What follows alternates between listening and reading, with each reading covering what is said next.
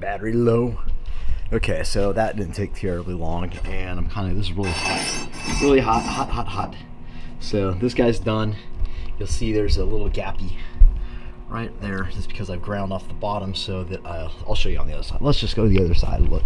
I keep the car extra low so I can work, and I hit my head like 20 times already, which is not fun. It's not been fun. So this is the driver's side done. You'll see what I did is I just took some, I had some drop from the plasma cutter.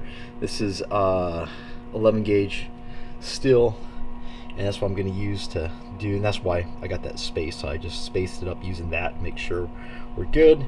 And yeah, put the little thing, make sure the angle, the right angle on it to make sure we have clearance for the tires.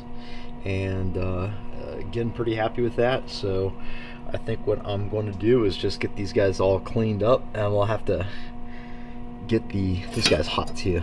Everything's hot right now.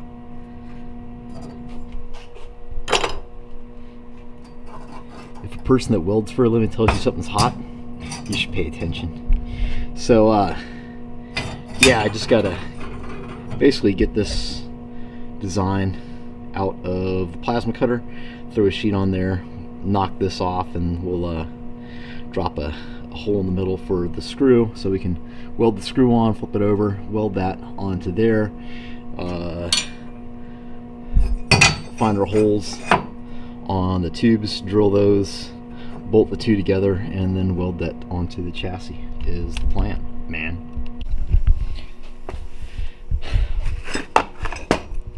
I just zipped these out on the plasma table and see if I can. It's always fun trying to one-hand stuff. You never get the right. You never get any help. So throw this down now.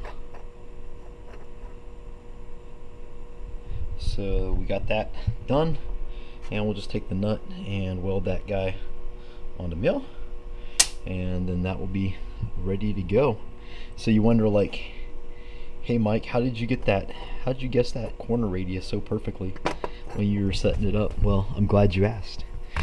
This is one of those cool tools that not a lot of people know about. It's a Starrett radius gauge set. It's made from stainless steel, and it's just a bunch of radiuses already laid out for you. So, you know, you might take a look at it, kind of guess, and then usually you'd guess that, like, you know, probably that was probably a relatively common radius. So this gauge here, it has an outside, like a end, you know, like a full 180, and then it's got a 90, and it's also got some end radiuses and inside radiuses, which is kind of cool. So you can kind of lay it on there and check, or you can just kind of hold it up.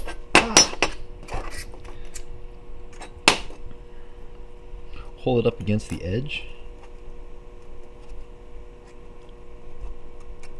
and look and say, like, okay, that's obviously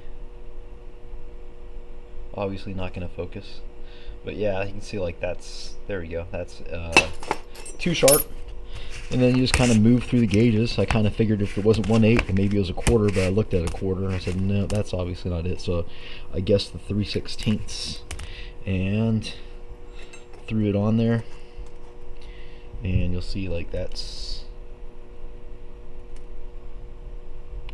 pretty close right there. So that's what I went with, 3/16, and you can always get, like, the decimal by just dividing the 3 by 16, and it was like 187 or something like that. I don't remember, but that's how you use these gauges. This is one of those cool Starrett tools, because Starrett's pretty neat, nice, you know, highly accurate, you know, tools. That was what they're known for. And this thing is relatively cheap. You can go right over to eBay right now and type in Starrett radius gauge, or just radius gauge, and you'll find these guys relatively cheap, unlike most Starrett tools. So just a little tip, if you're out there wondering how do you get those radiuses, or how do you guess those radiuses, that's how you do it. Now you know. So we're gonna get these guys welded up now is the plan, and we're almost done with this.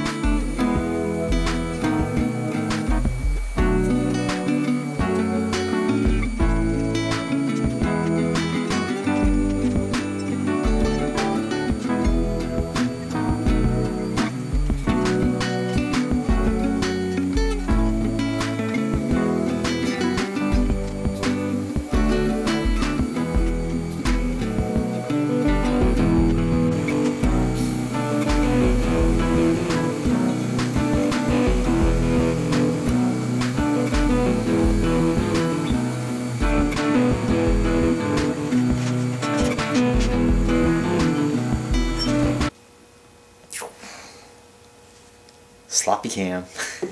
So like a common thing I'll see on my Facebook stuff is like, dude, you're stupid because you got a papper but you weld with short sleeves, man. You're gonna die from the cancer. And this is, if you guys probably saw, like this was like chrome, and I cleaned this nut off pretty well before I welded it. It's really hard to get platings and stuff like that off.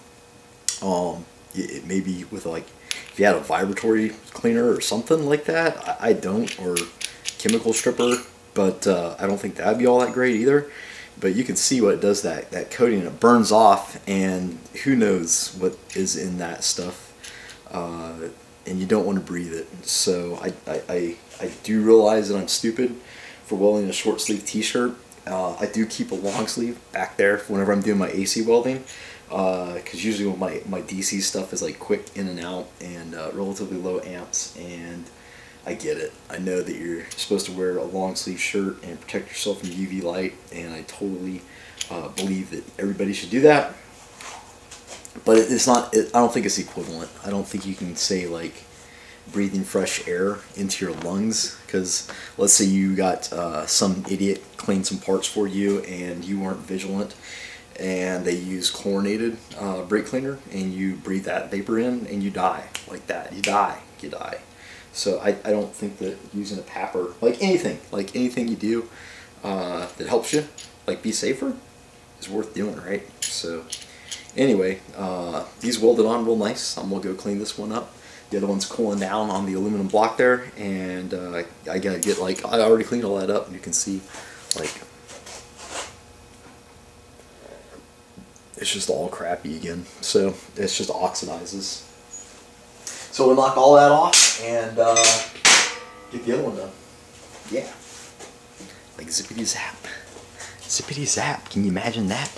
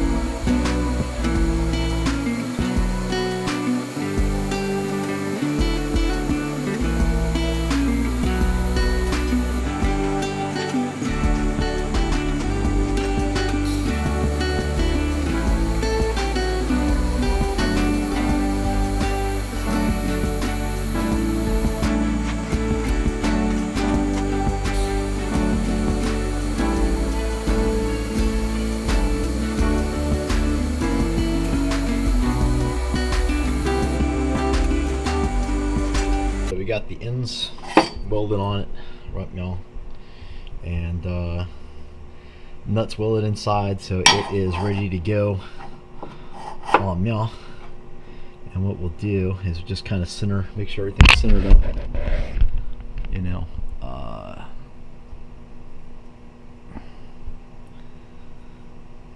as much as possible. If it sits a little crooked on the rail, which it does kinda, who knows, it's easy enough just to tweak it you know, half a degree or something, and you know, we'll weld that. That'll just burn into it, no big deal.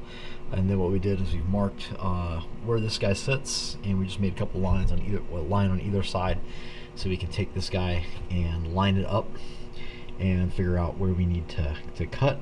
What I'm going to do is just kind of miter this over like this, and find the center on the inside, drill that out, and do that on both sides.